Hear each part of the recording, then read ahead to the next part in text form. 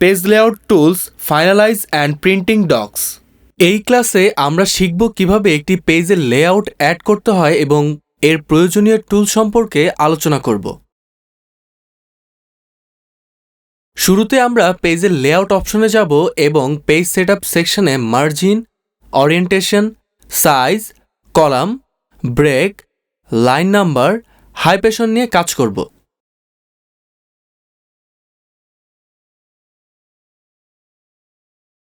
শুরুতেই জানব পেজের লেআউট করার পূর্বে আমাদের কি করতে হবে। পেজে যে মার্জিন দেখতে পাচ্ছি তা যদি না থাকে তাহলে ভিউ অপশনে গিয়ে রোলার অন করে দিলে মার্জিন দেখতে পাবো।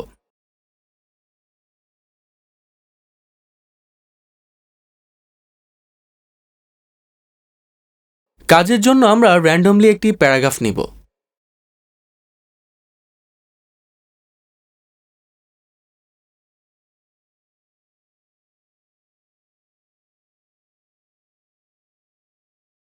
র্যান্ডম প্যারাগ্রাফ নেওয়ার জন্য equal RAND bracket on 310 bracket of code লিখব।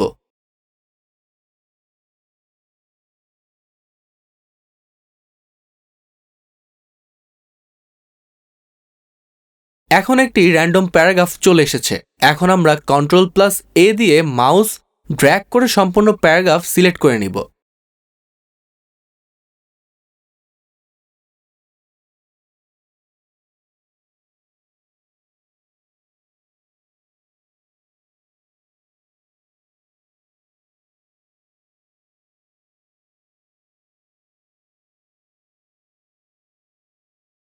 এবং অ্যালাইন জাস্টিফাই করব। এখন পেজের লেআউটে গেলে পেজের মার্জিন সম্পূর্ণ বোঝা যাবে। পেজের লেআউট থেকে মার্জিনে ক্লিক করলে বিভিন্ন ধরনের পেজ মার্জিন দেখতে পাবো। আমরা বর্তমানে নর্মাল মার্জিনে আছি। এখন ন্যারো মার্জিনে ক্লিক করলে দেখা যাচ্ছে পেজের দুই পাশে জায়গা খুব কম।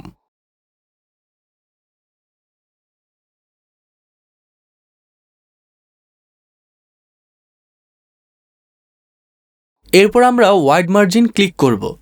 এখন দেখা যাচ্ছে পেজের চারপাশে প্রচুর পরিমাণ জায়গা আছে।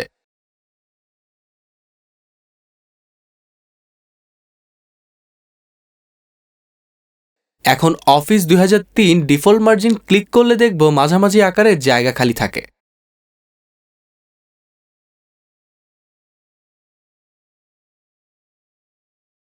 এখন আমরা কাস্টমাইজ মার্জিন নিব।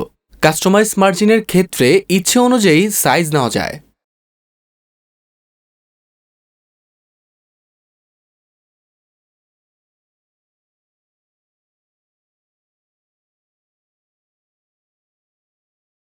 এখন আমরা ওরিয়েন্টেশন সম্পর্কে জানব।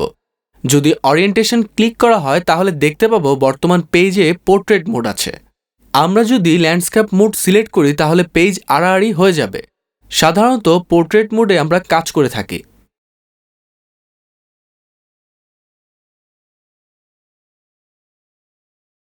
এখন আমরা সাইজ সম্পর্কে জানব।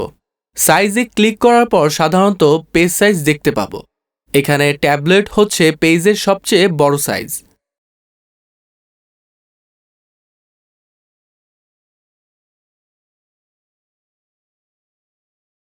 লিগ্যালে ক্লিক করার পর পেজ সাইজ লম্বা হয়ে যাবে। এক্সিকিউটিভে ক্লিক করলে তাহলে পেজ সাইজ আরও ছোট হবে। আমাদের ফর্মাল সাইজ হচ্ছে A4 সাইজ। আমরা চাইলে মাউস দিয়ে ড্র্যাগ করে ম্যানুয়ালিভাবে মার্জিন পরিবর্তন করতে পারবো। এক্ষেত্রে সাইজ যে কোনো হতে পারে।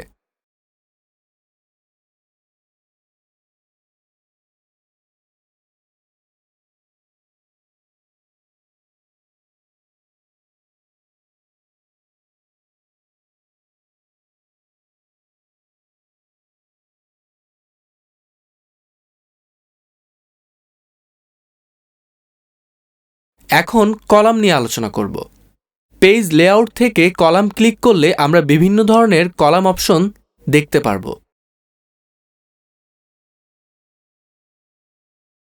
সাধারণতভাবে এখন কলাম হচ্ছে 1।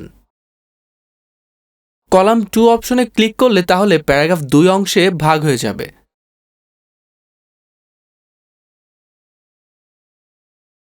কলাম 3 অপশনে ক্লিক করলে প্যারাগ্রাফ 3 অংশে ভাগ হয়ে যাবে।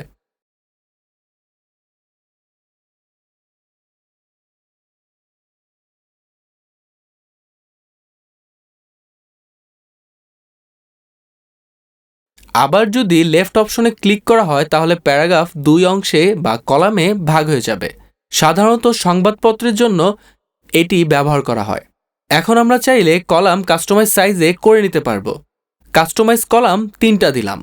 কলামের মাঝে দাগ হওয়ার জন্য লাইন বিটুইন অপশন অন করে দিলাম।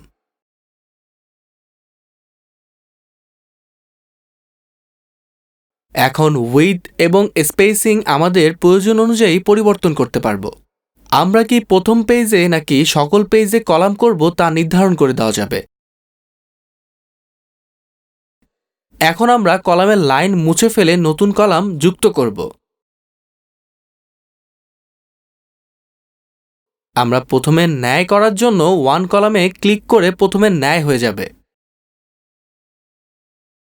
এখন আমরা দেখব পেজ ব্রেক সম্পর্কে।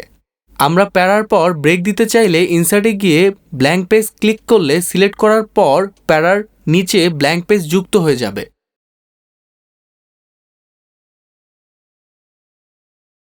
আবার যদি চাই ব্ল্যাঙ্ক পেজ থাকবে না, সিলেক্ট করার পর বাকি অংশ অন্য পেজে শিফট হয়ে যাবে।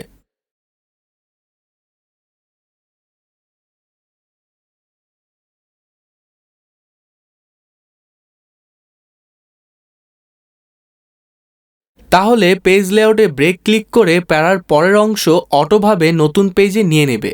ব্রেক সেকশনে বিভিন্ন ধরনের অপশন আছে যা ব্যবহার করা যাবে। ব্রেক বাদ দেওয়ার জন্য প্যারার নিচে ডিলিট ক্লিক করলে ব্রেক বাদ হয়ে যাবে।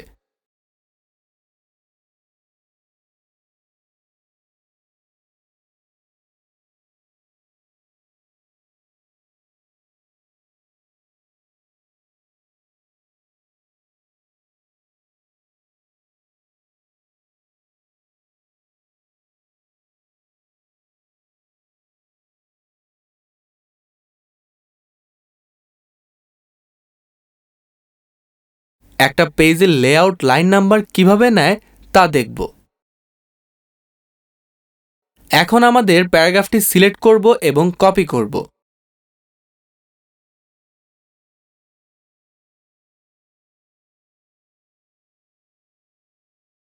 এখন ইনসার্টে গিয়ে খালি পেজ নিব এবং কপি করা প্যারাগ্রাফ পেস্ট করব।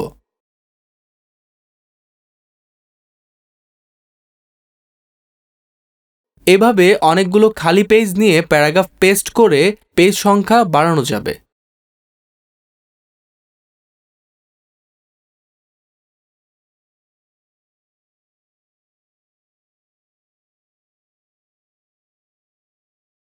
এখন আমরা পেজ লেআউটে দিয়ে লাইন নাম্বার দেওয়া শিখব।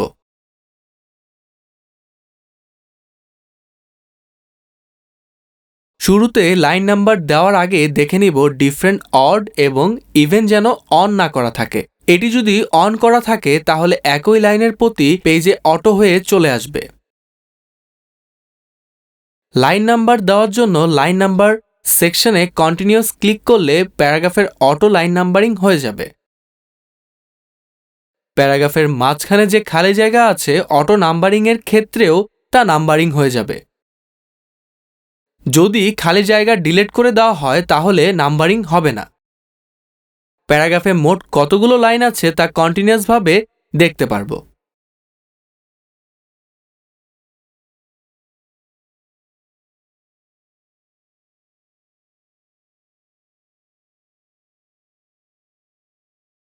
এখন যদি পেজ ভিত্তিক কতগুলো লাইন আছে তা দেখতে চাই তাহলে রিস্টার্ট ইচ পেজ ক্লিক করলে পেজে মোট কতটি লাইন আছে তা দেখা যাবে।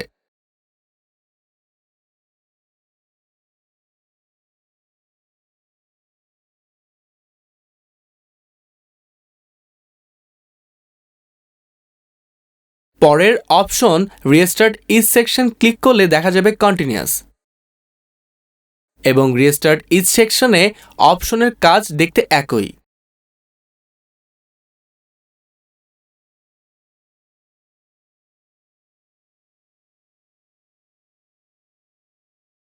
Suppress for current paragraph click করলে মাউস পয়েন্টে যে প্যারায় থাকবে ওই প্যারায় বাদ দিয়ে নাম্বারিং হতে থাকবে। অর্থাৎ মাউস পয়েন্টে থাকা প্যারাটি নাম্বারিং হবে না, তাছাড়া বাকিগুলো নাম্বারিং হবে। এখন আমরা চাইলে ম্যানুয়ালিভাবে কাজটা করতে পারি।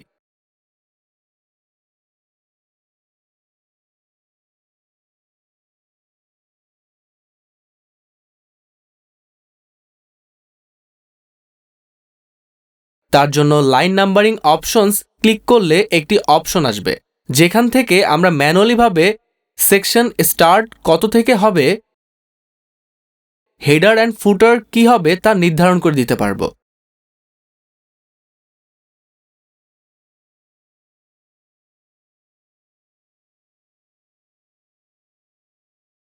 তারপর লাইন নাম্বার ক্লিক করলে ছোট আরেকটি অপশন আসবে, যেখানে স্টার্ট অ্যাট, অর্থাৎ কোন সংখ্যা থেকে শুরু হবে।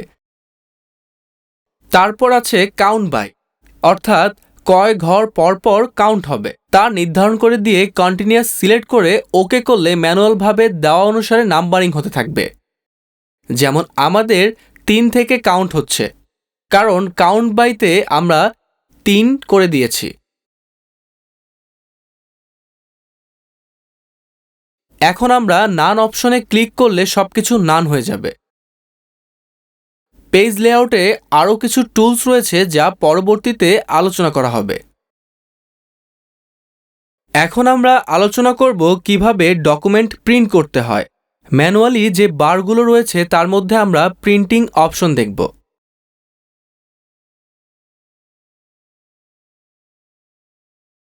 এখন পেজ লেআউটে ক্লিক করব এবং র্যান্ডমলি একটি প্যারাগ্রাফ নেব। তার জন্য equal RAND bracket on 4 9 bracket of লিখব।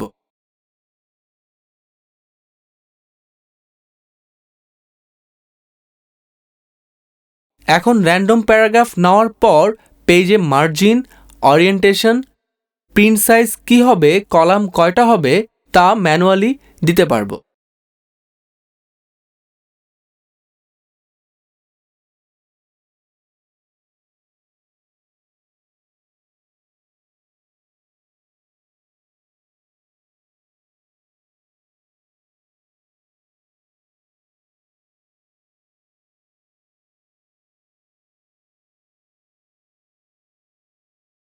আবার চাইলে এনভেলপস আকারেও প্রিন্ট দেওয়া যাবে। তার জন্য মেইলিংস থেকে এনভেলপস ক্লিক করলে এই অপশন আসবে, যেখানে এনভেলপস কীরকম হবে তা দেওয়া থাকবে।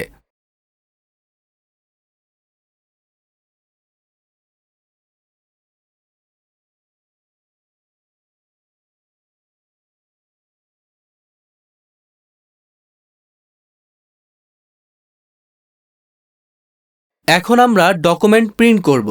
তার জন্য আমাদের প্রথম ফাইল বারে ক্লিক করতে হবে এবং বিভিন্ন অপশন থেকে প্রিন্ট অপশন সিলেক্ট করতে হবে। সিলেক্ট করার পর আমাদের ডকুমেন্ট শো করবে এবং যদি প্রিন্ট আইকনে ক্লিক করি তাহলে সরাসরি প্রিন্ট হয়ে যাবে।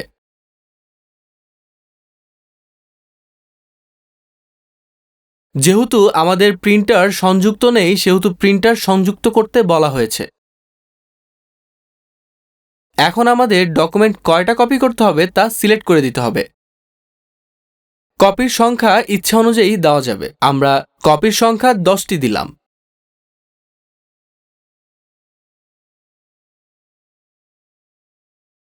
এখন প্রিন্ট কি ধরনের হবে তা সিলেক্ট করে দিতে হবে। প্রিন্ট কি পিডিএফ আকারে হবে নাকি ফ্যাক্স আকারে হবে তা সিলেক্ট করে দিতে হবে।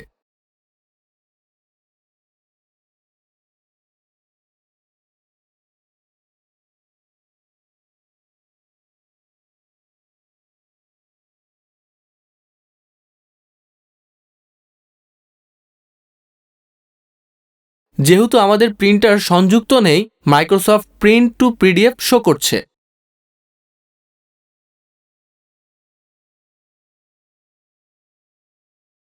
এখন আমরা সবগুলো পেজ প্রিন্ট দিতে চাই নাকি ম্যানুয়ালি নির্দিষ্ট করে কয়েকটি পেজ প্রিন্ট দিতে চাই তা সিলেক্ট করে দিতে হবে।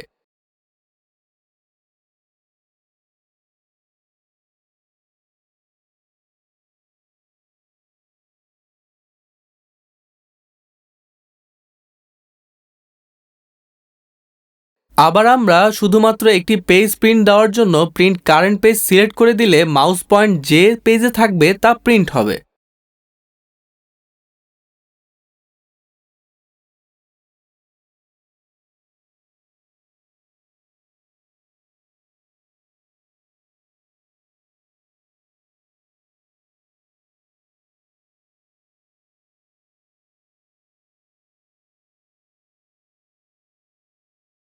তারপর প্রিন্ট এক পৃষ্ঠা হবে নাকি উভয় পৃষ্ঠা হবে তা সিলেক্ট করার জন্য প্রিন্ট ওয়ান সাইডেড ক্লিক করে নির্ধারণ করে দিতে হবে।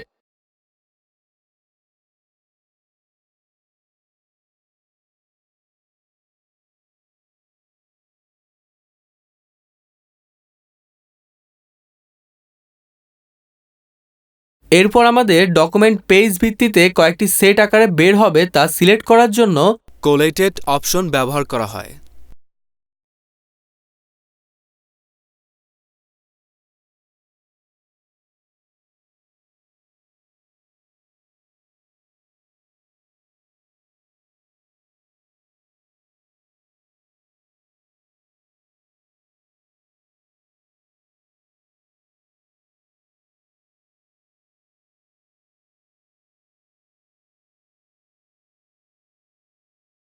এখন পেজ প্রিন্ট কী আকারে প্রিন্ট করতে হবে তা সিলেক্ট করার জন্য ওরিয়েন্টেশন অপশন।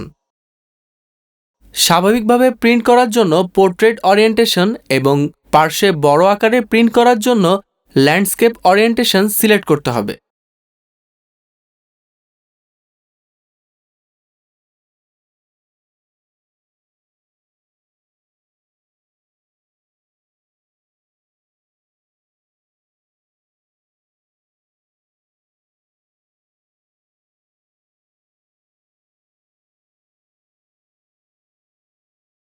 এরপর হচ্ছে পেজ সাইজ।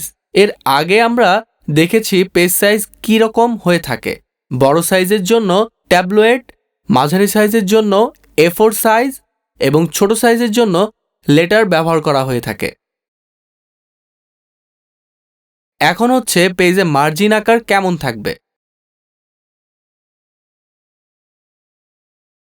যদি আমরা পেজ মার্জিনে কম স্পেস নিতে চাই তাহলে ন্যারো অপশন,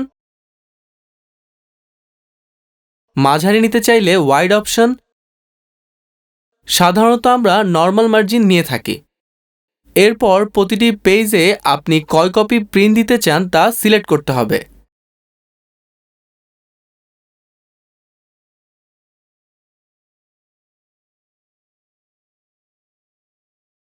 যেমন যদি 8 সিলেক্ট করা হয় তাহলে প্রত্যেক পেজে 8টি করে প্রিন্ট দিতে হবে। সাধারণত একটি সিলেক্ট করা হয়ে থাকে। সর্বশেষ হচ্ছে পেজ সেটআপ। আমরা আগেই দেখেছি পেজ সেটআপ কিভাবে করে নিতে হয় এবং কি কি সিলেক্ট করতে হয়।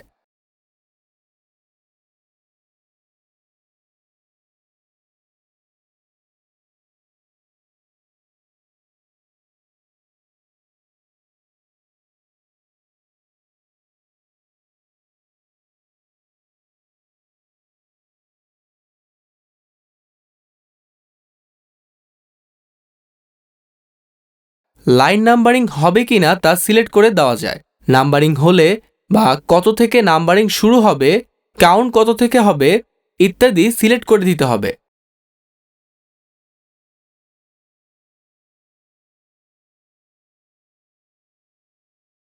পেপার সাইজও ম্যানুয়ালভাবে দেওয়া যায়, সাইজ ছোট বড় করা যায়।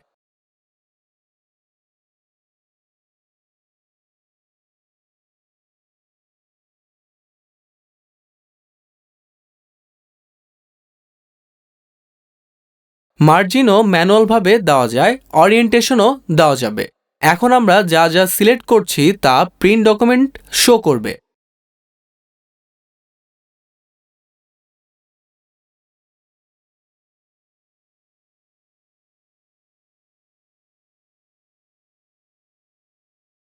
এখন যদি প্রিন্ট আইকনে ক্লিক করা হয় তাহলে প্রিন্টার যুক্ত থাকলে প্রিন্ট শুরু হয়ে যাবে। যেহেতু আমাদের প্রিন্টার যুক্ত নাই সেহেতু ডকুমেন্ট PDF আকারে সেভ হয়ে যাবে।